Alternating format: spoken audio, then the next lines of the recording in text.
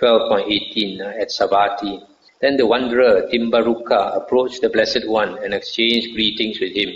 When they had concluded their greetings and cordial talk, he sat down to one side and said, "How is it, Master Gotama? Are pleasure and pain created by oneself?" "Not so, Timbaruka," the Blessed One said. Then, Master Gotama, are pleasure and pain created by another?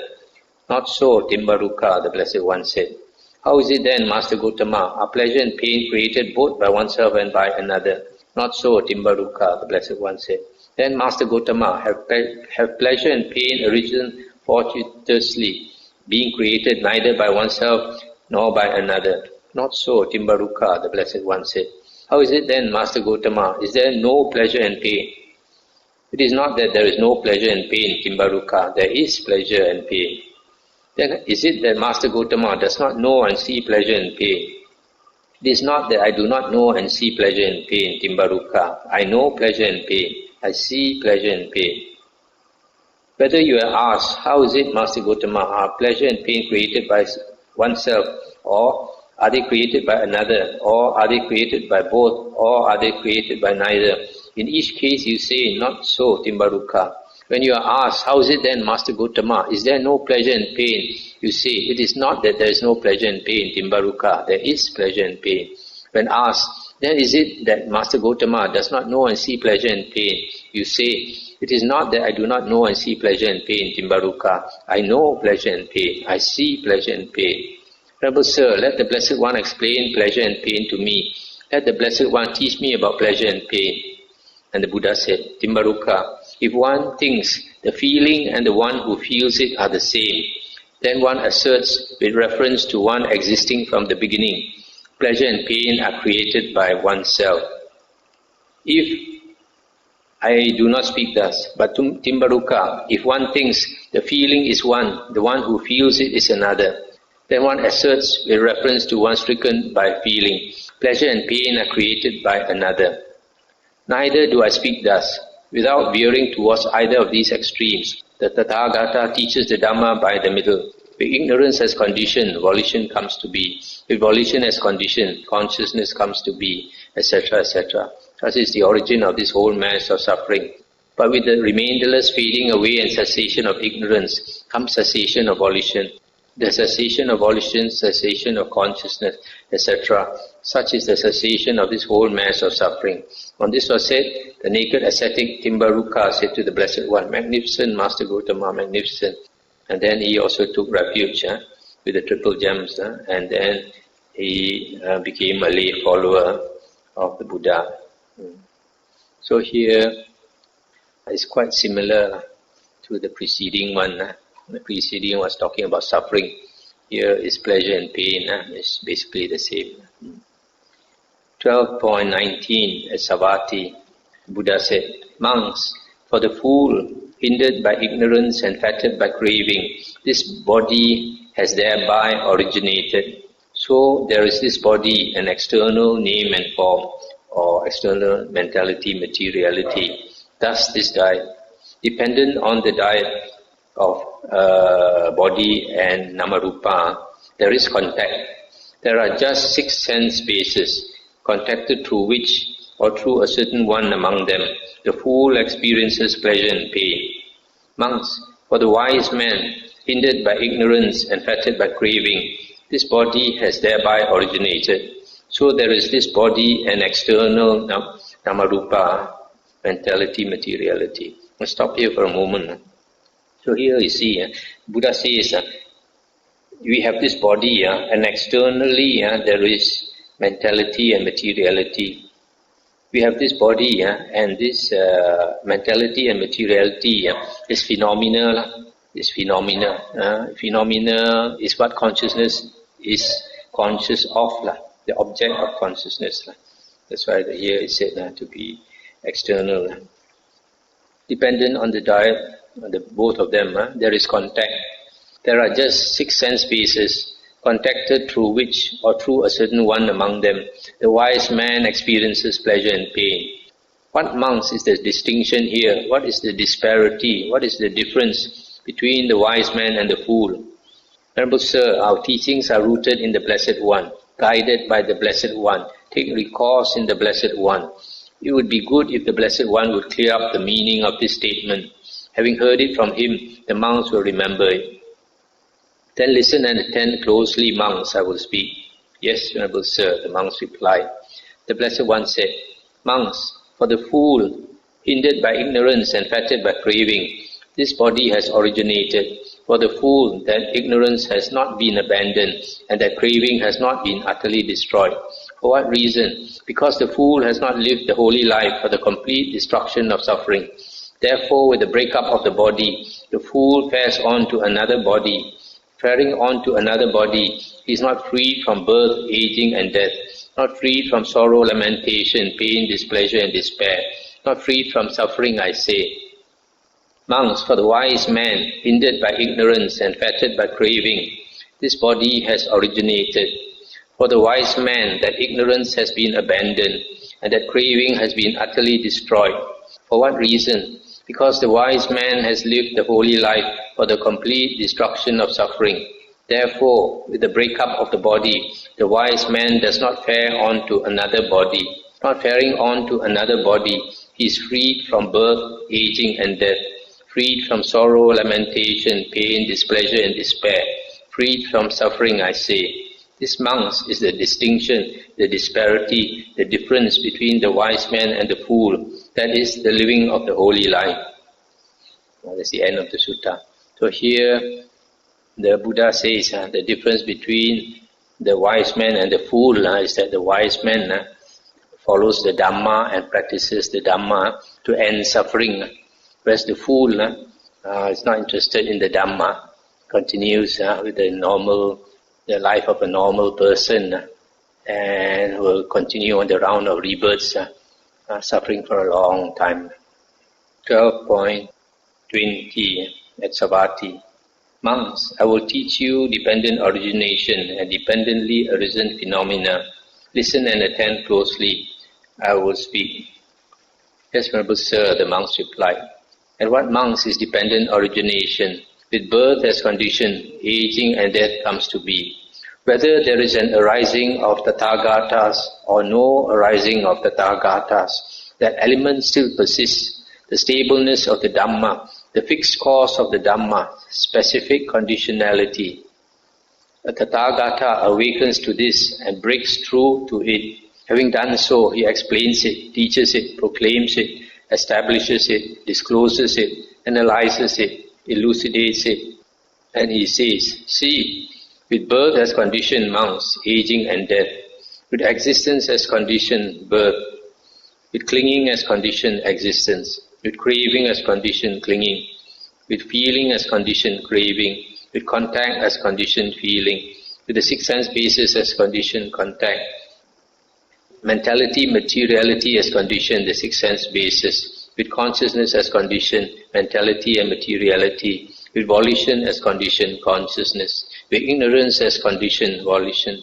Whether there is an arising of Tathagatas or no arising of Tathagatas, the element still persists. The stableness of the Dhamma, the fixed cause of the Dhamma, specific conditionality.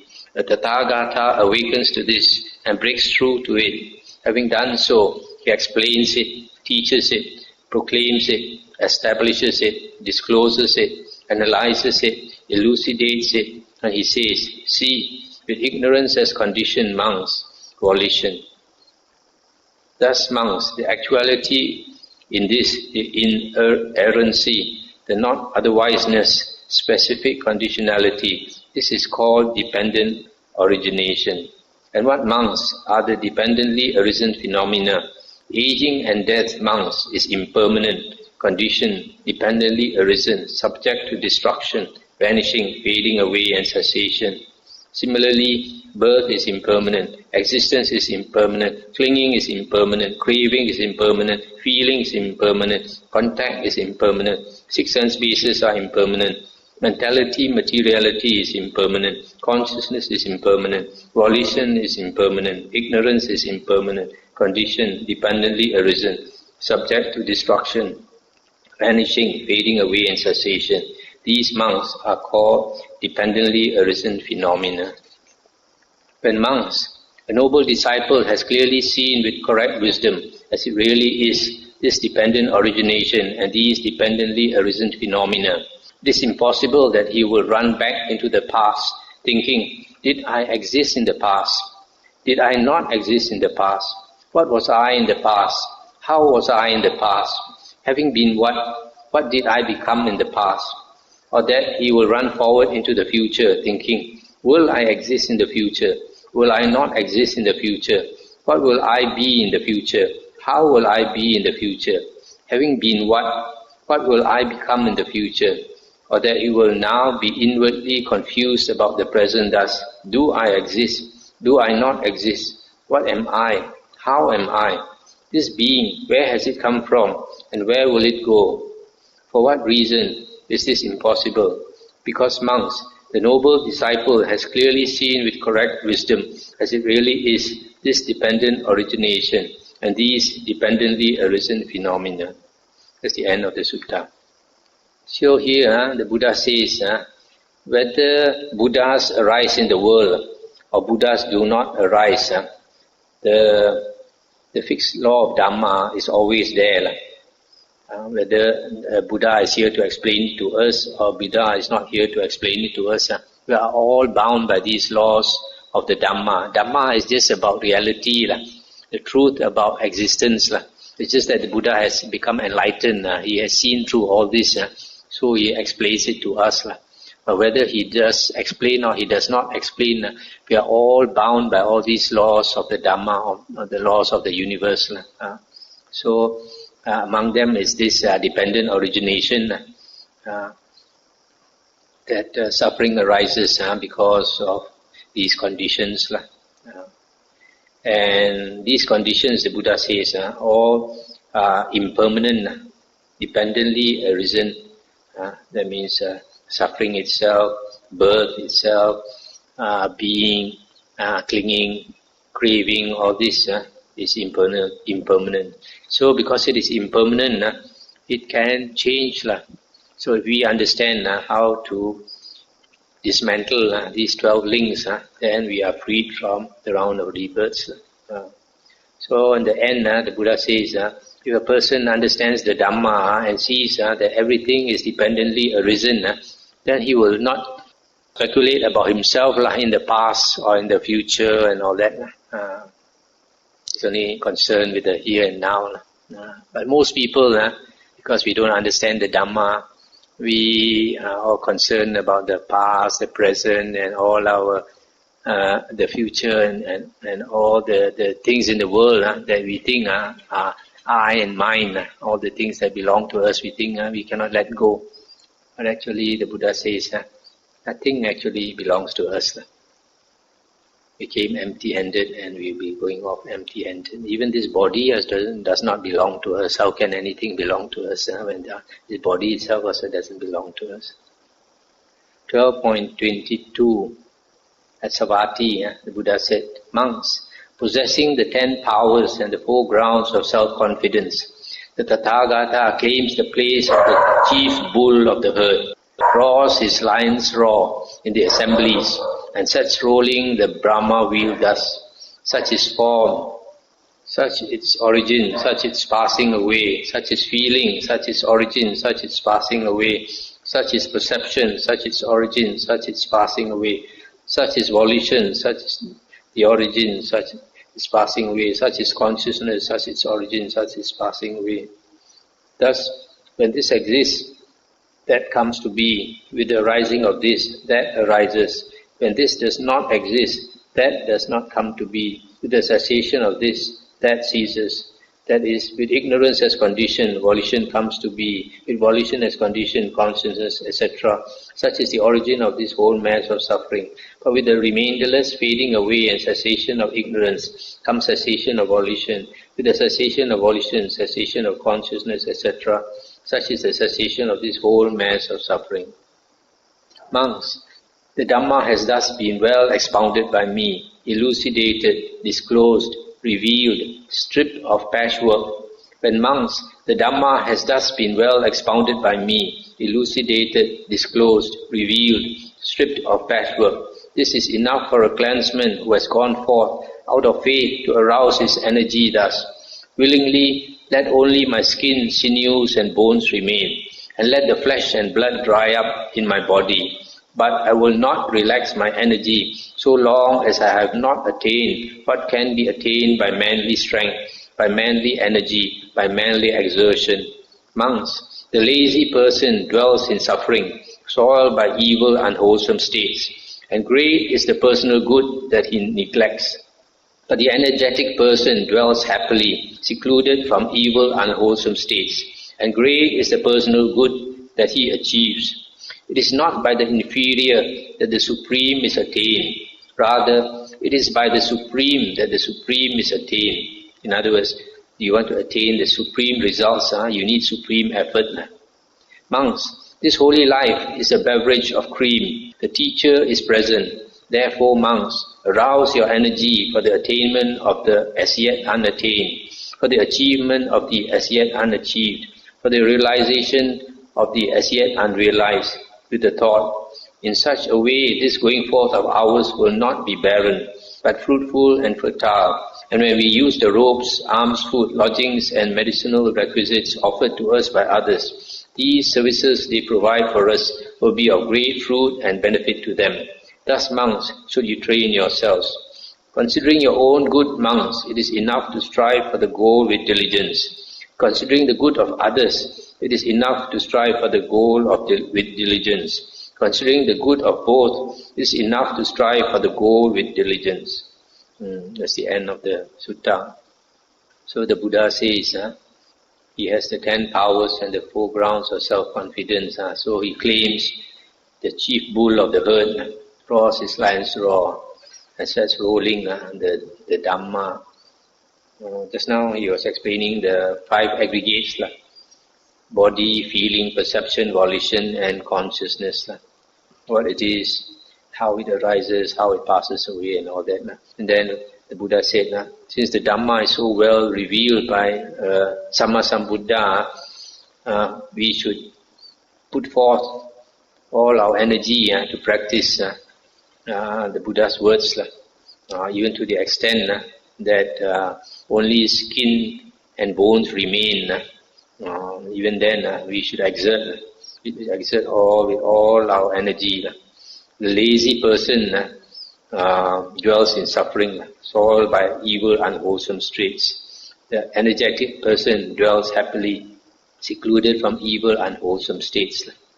It is not by the inferior that the supreme is attained. That means not by small effort that you can get big results. You want big results, you need big effort. So this not only applies to monks, it also applies to lay people. Once you have heard the Dhamma, if you don't practice it, you are what the Buddha calls a fool. Just now he says the difference between the fool and the wise man. The fool, having heard the Dhamma, still doesn't want to practice. But the wise man, he knows if you practice the Dhamma, it's good for you, it's good for others, it's good for both. I think I'll stop here and continue the next day. The Buddha has put in a lot of effort to teach us the Dhamma. 45 years the Buddha went around preaching the suttas. And now we are so lucky, we have most of the Buddha's words in book form. So if we don't invest a little bit of money to buy these Nikayas and study it, the Buddha says we must be a fool. Anything to discuss?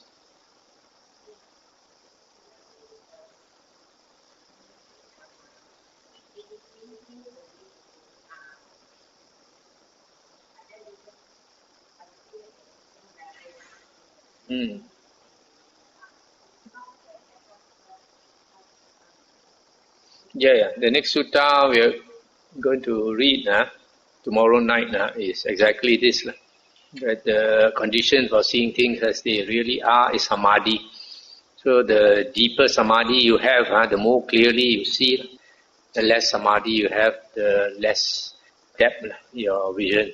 So that's why if you don't have good samadhi, a person who listens to the Dhamma, at most he can become a Sotapanna.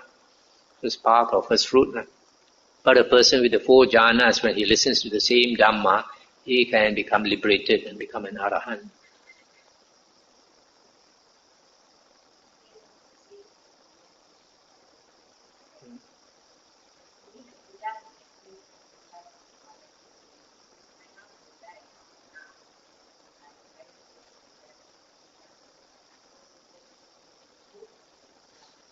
Yeah, in the Anguttara Nikaya, the Buddha talked about those things that are difficult to find in the world.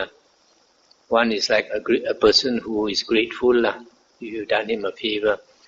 Another one is the Buddha. Buddha is another rare person to find in the world. Another one, a person who can teach the Dhamma like the Buddha. Who can teach the Dhamma almost like the Buddha, also very rare to find. Yes, we are so fortunate to have the Buddha's words in black and white. So we just take the trouble to study it again and again. And then as we meditate and clear our mind, slowly we understand. Studying the Dhamma is not easy. When I first came to do the Dhamma, maybe I have strong affinity with the Dhamma. When I came to the Dhamma, I was extremely happy to meet the Dhamma again. Then, but in spite of that, when I started reading the Buddha's words, I found it very hard to understand. But then I continued studying. Then I realized slowly the pieces of the jigsaw puzzle slowly fit together, and we begin to see the overall picture. In the beginning, you don't see the overall picture. You don't see what it looks like. Only after many pieces fall into place, then you begin to see clearer and clearer. So in the same way as we study the suttas, in the beginning, many things we don't understand. But as we keep on plodding through the suttas, because each sutta explains the Dhamma in a different way, from a different angle. So as we read more suttas, then we see it from more viewpoints, then we understand better. So that's why I always encourage people to study as many suttas as possible. And I always say it's not necessary to learn Pali, because there are some people, they spend a lot of time learning Pali, and after they learn Pali, they go through the sutta word by word, they try to analyze each word and all that. And you find they haven't gone through many suttas. So because they haven't gone through many suttas, their knowledge of the Dhamma is not so good. That's another person, even though he does not know Pali, he goes through all the suttas and goes through many times, his understanding will be much better. The Buddha is a very straightforward person. He talks, it's not to curry favor, not to be popular or what. The Buddha's words are very straightforward. So, like just now, the sutta we read, the difference between a wise man and a fool. Fool doesn't want to practice the Dhamma. It's very true. When you think some people hear this kind of words, they're not happy. Okay, there's nothing. That's a merit.